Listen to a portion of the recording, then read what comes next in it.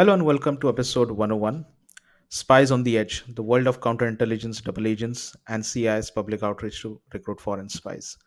We have previously discussed the basic aspects of counterintelligence, some of the even the surface level things of the double agents as well, but we haven't really taken a deep dive into these things, and especially the way CIA has conducted some of the public outreach campaigns recently. We haven't even touched that topic.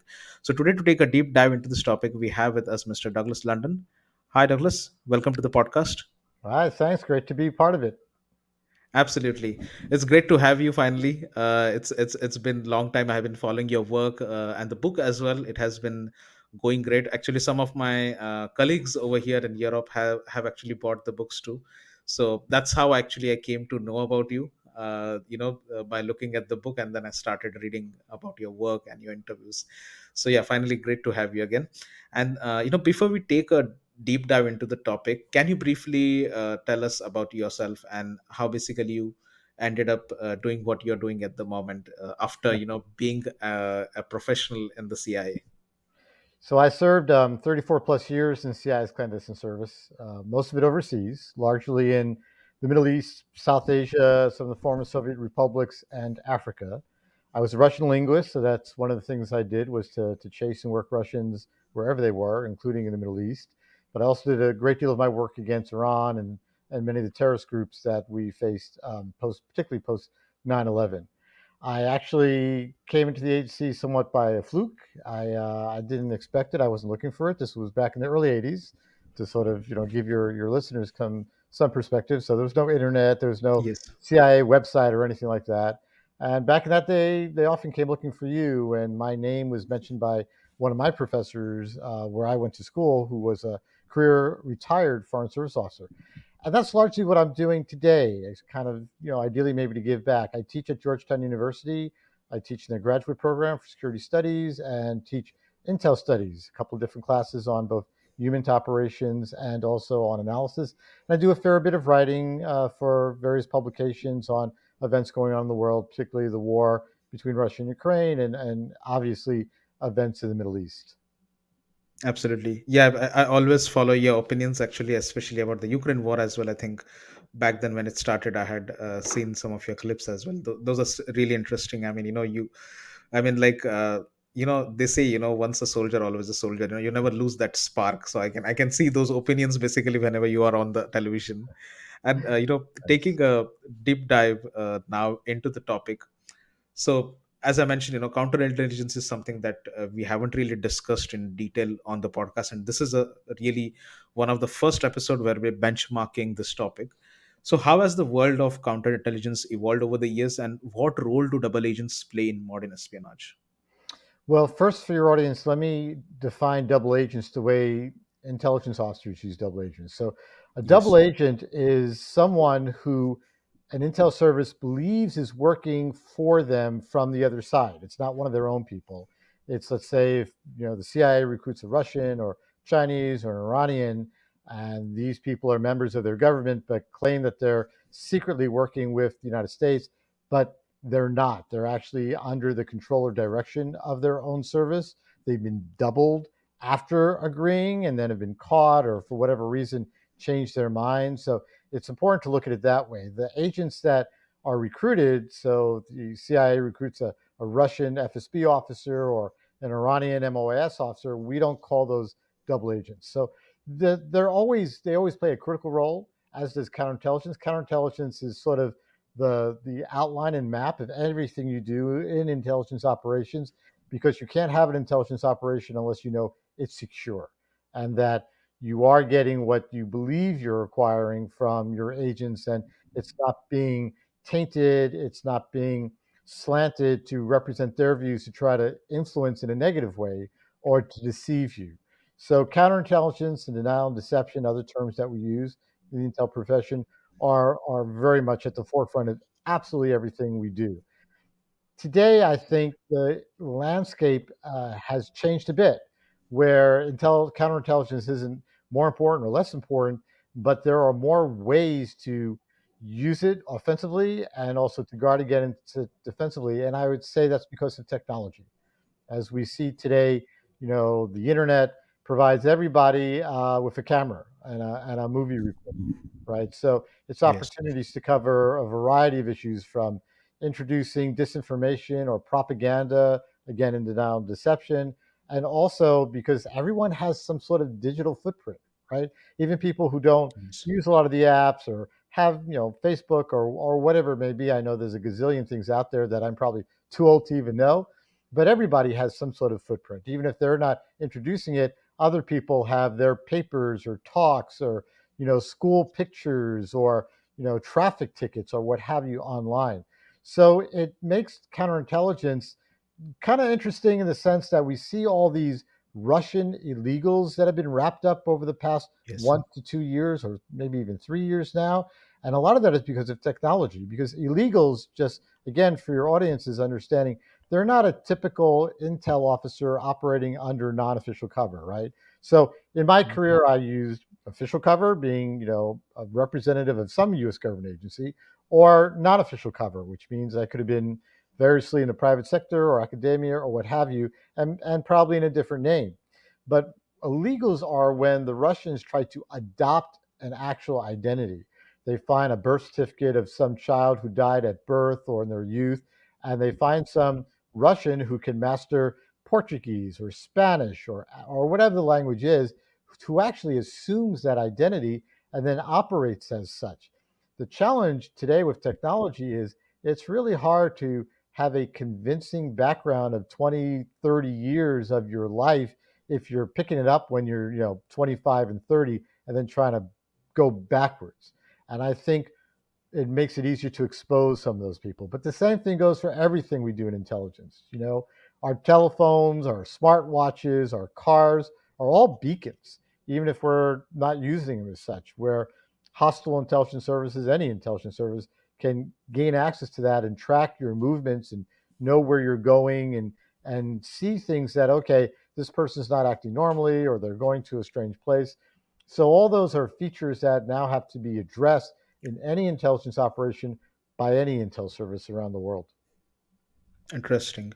I mean, as you mentioned, all this aspect, still there are some of the risk involved, I believe, even though, there are modern technology things are there. I mean, it works both ways, on the adversary side, on the, the allies side as well.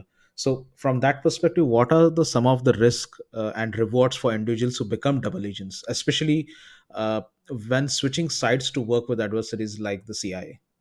I mean, from the opposition side.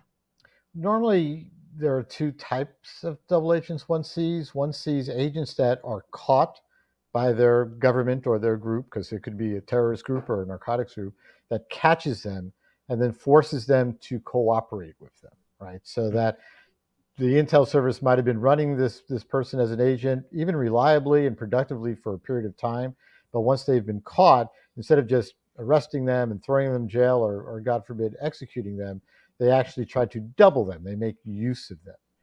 And the other type are those people who are directed against an intel service. So, the Iranians are famous for this, particularly the Chinese as well, in actually dangling somebody who they know will be attractive to a foreign intel service, putting them in our path, or maybe even having them volunteer to write in on email or call in or approach an embassy or an official facility. And those people are under direction from the start. There's maybe kind of the third, which is sort of the first grouping where somebody is pitched, right, to cooperate with foreign intel service, didn't realize that's where the relationship was going, and then reports it themselves and cooperate. So, the risk of intelligence operations are always there, and intel Yes. professionals try to do everything they can to mitigate it. But there's a risk, and I think when at least the United States, we ask our agents to work for us, we make it very clear what the risks are, what we can do, and what we can't do, because it is very much going to impact their life. They have to always be deliberately thinking about this and protecting themselves and not taking unnecessary chances, which some agents do, even if you don't ask them to, because they're so dedicated to the service. I mean, a lot of agents are doing this out of patriotism because they want to change their regimes in Russia or China or Iran or North Korea, that it's not greed or money, but nationalism and patriotism. And sometimes it's harder to restrain them. So it really it requires them adopting, a certain lifestyle to try to protect themselves. And for a double agent, somebody who's being run by one intel service, but then actually, working for the other intel service, you got to imagine the kind of pressure that those people feel under and what it does to them, the Yes. stress, whether they were caught or they volunteered, they're playing so many double lives in a sense of who they are at any given moment.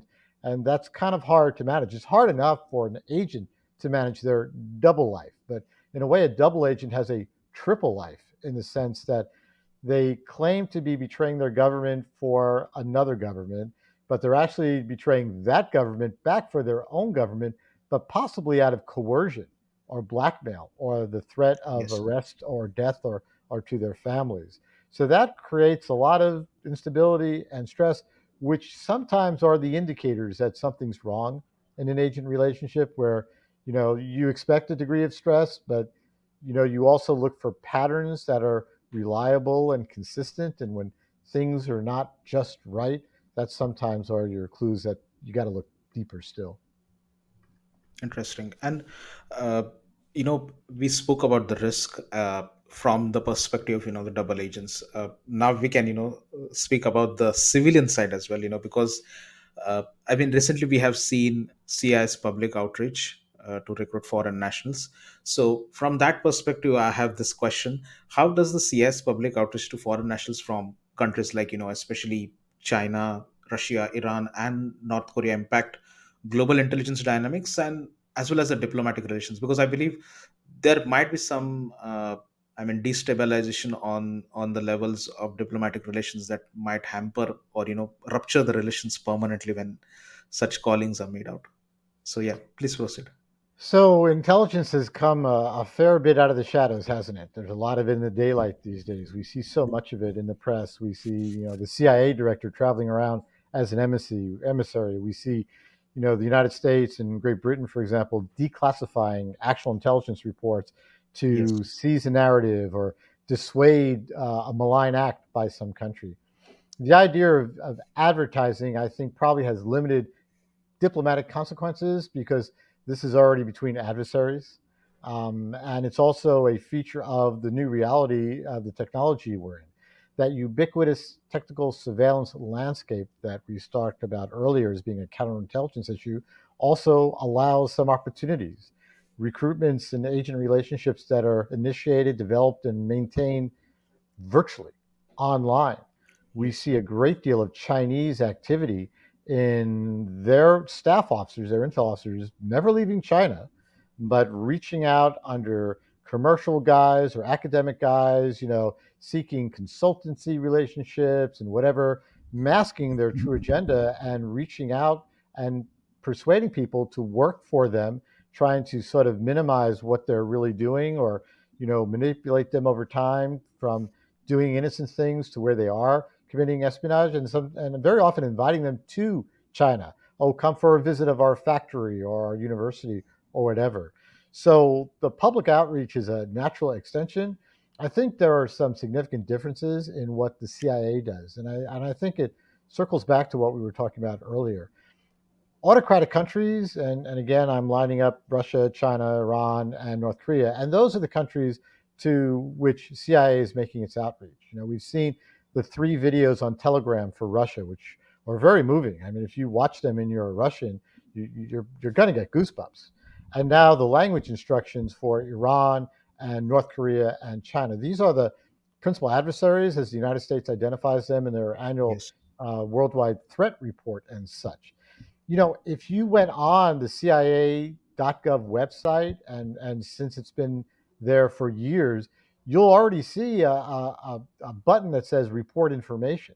And it's an Yes. opportunity for people already from countries to click and see how can they securely contact the agency. And the instructions are very similar to what you see on Telegram and the videos, Yes. using the dark web, using Tor, the onion router and such like that. And people have been using that. I mean, the CIA gets, I can't say how many, but gets a substantial, robust response from countries. And, a lot of these people are not serious or not interested or or being directed or what have you.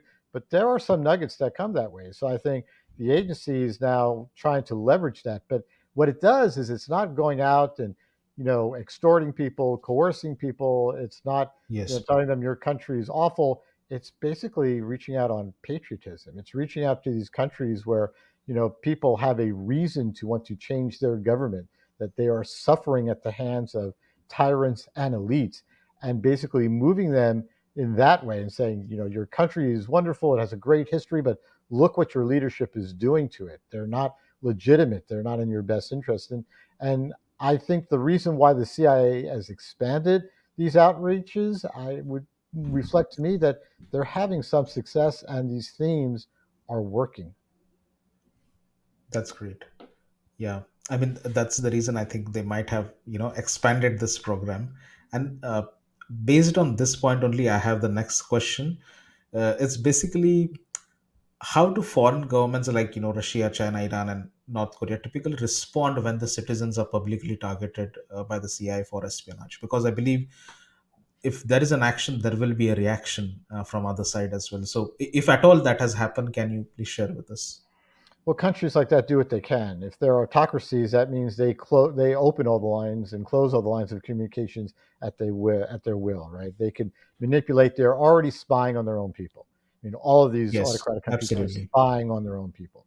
So they're already into their emails and their internet, and their cell phones and everything else. So they're using artificial intelligence and all various algorithms to try to identify any people who might make these approaches, but obviously the agency and other intel services are likewise aware of that. So they're introducing security protocols and providing guidance that allows people to mask themselves and hide themselves. And again, it's the onion router, it's a dark web, it's certain, very common sense protocols at the outset, after which, if there looks like there's something to this person or the relationship, the agency is going to provide something even far more secure, so that it makes it ever more difficult for these countries. But they're going to first try to use their control over the country's technology, their control over communications and the internet and the phones and everything else they can get their hands to.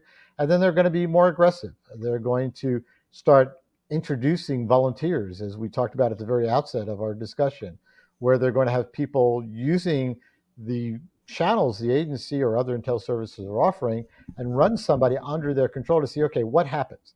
Can we seed somebody into the agency that they'll run, but it's really under our control? And the opportunity for them is not only to introduce deceptive information, but to see what they can learn about how the CIA communicates with these people. Will they identify sources and methods? Will they identify operational tradecraft?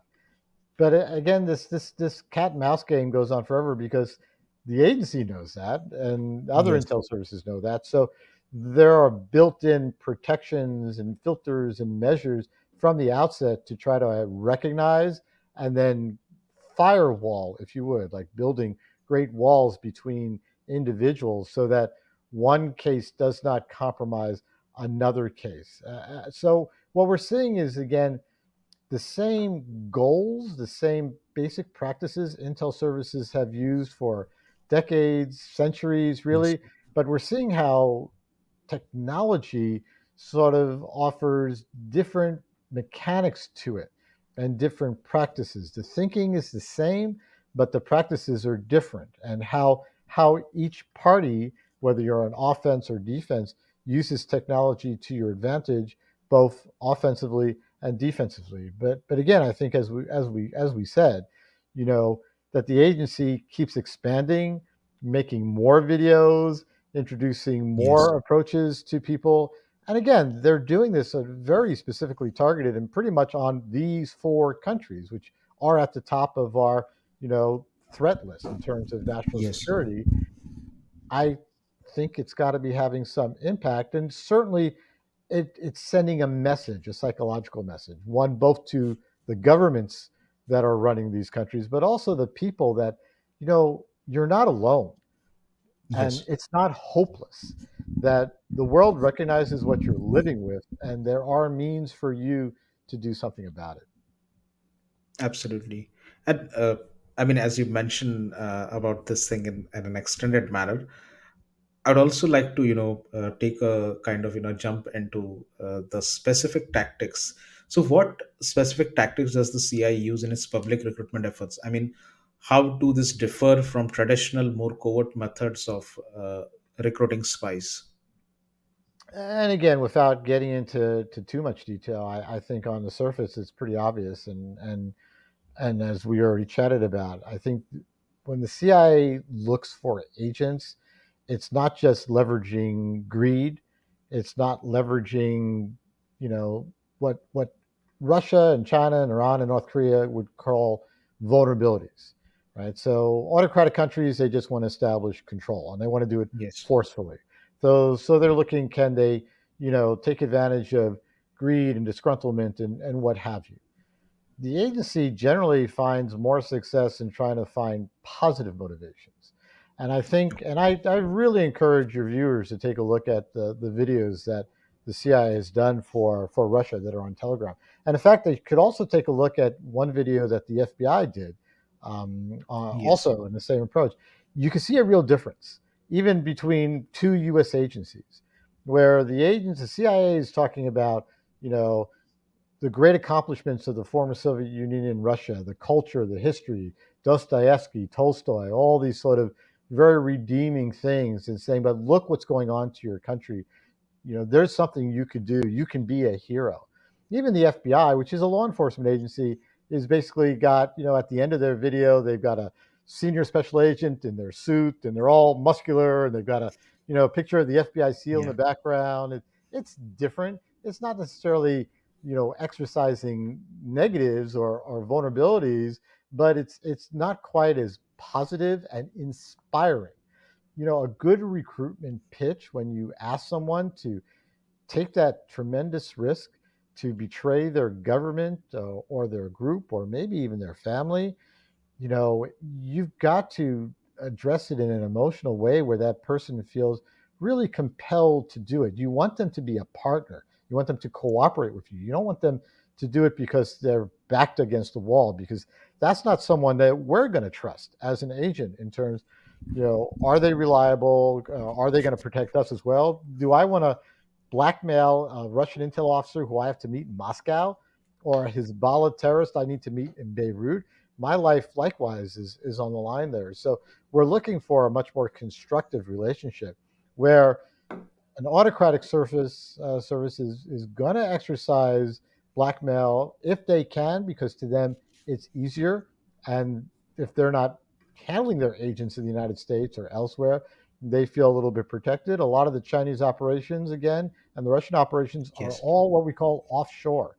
Their people don't come to the States. We've seen outsourcing where the Iranians are trying to enlist criminal elements. The stabbing of the journalist in London was done by criminals the Iranians had hired. Yes. The initial plan to kill the Saudi ambassador in the United States 10 years ago was criminal. They were looking for a criminal hit person, because they're not going to send their intel officers who are living in the States at embassies or consulates, or representing the government of Iran or what have you, to take that kind of risk. So we see you kind of get what you pay for, right? Where the agency Absolutely. is banking on people, who want to do the right thing. It's not that they love America and they think America's better. They might not even like the United States, but they believe they could trust the United States, and the United States offers them a means to do something to change for the better their situation at home. Absolutely. And my next question kind of a little bit follows this, but on a little bit real time basis, I would say please feel free to answer it the way you feel, or if you'd like to skip it as well, then let me know. We can move on to the final question. So, Okay. can you share any historical examples where double agents have significantly impacted the international conflicts or intelligence operations, and what are the in a brief manner, can you mention what lessons were basically learned from this kind of cases? The operation that's very public that I could speak to, that I think had a tremendous impact, produced its results on December 30th, 2009, when Balawi was kind of a triple agent. So This was Wow. an individual who would wind up killing 7 of my colleagues in Coast Afghanistan on that day. And he was a Jordanian. He was a medical doctor. He had been online sprouting radical information, engaging, extremists and radicals and such like that. And the Jordanian government, the General Intelligence Directorate, arrested him.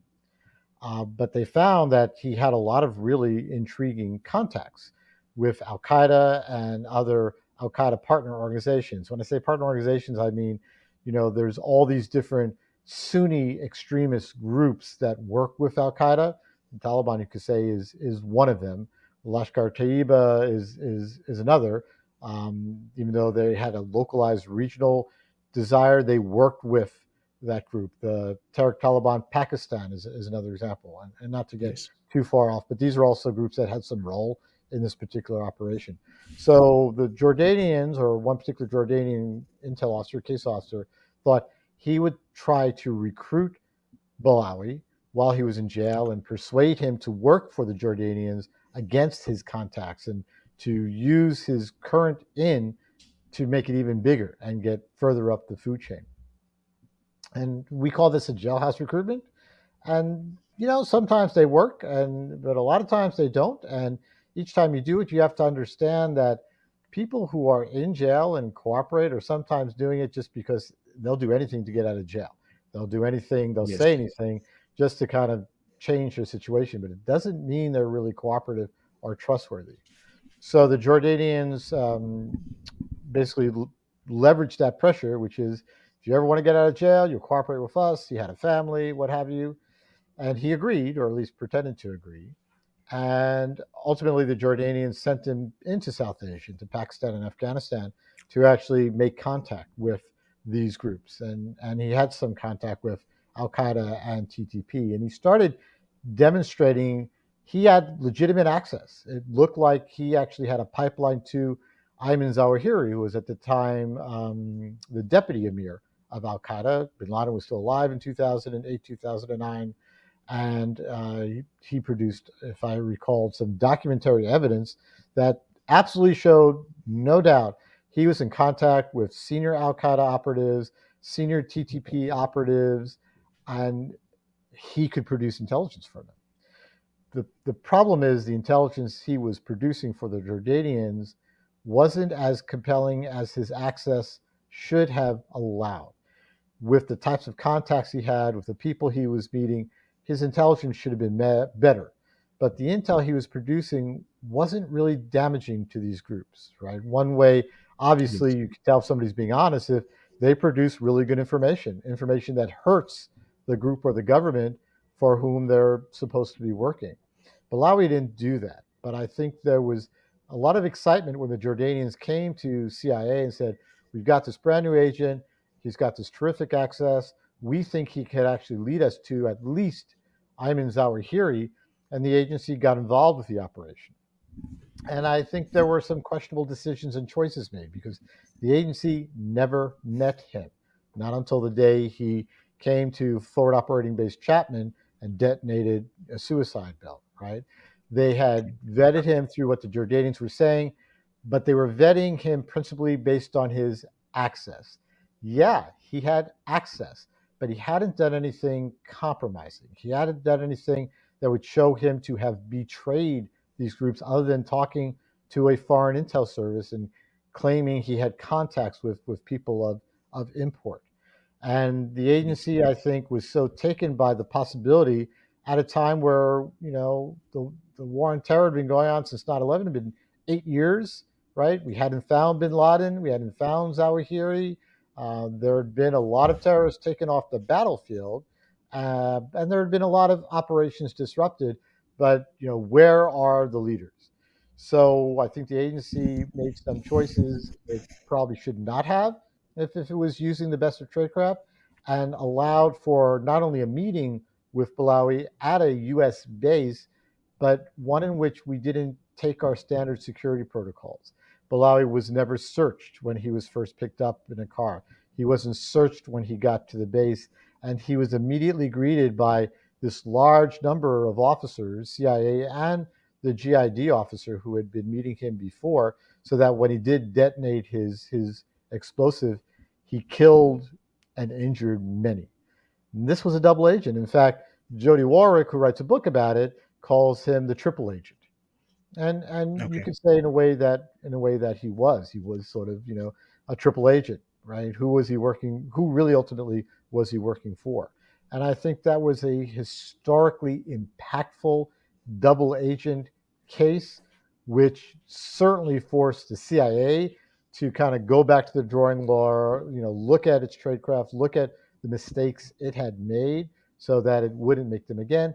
And I think as a lesson for even other intel services who could see all the public fallout from this, and could see the what happened and how it happened for their own operations to make sure it doesn't happen to them.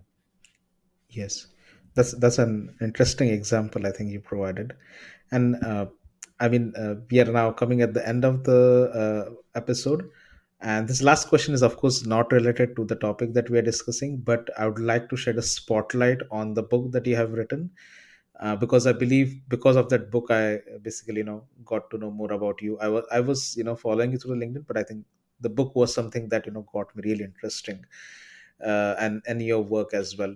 So can you briefly tell us about your book, of what is it about? And I think after recording the podcast, I think once we finish the recording, I think I'll ask you to just see what kind of graphic I can upload as well, because I'll be promoting it through my Instagram as well. So yeah, That's can much you please tell appreciated. us few briefly, a snippet kind of description about Sure. what the book is about?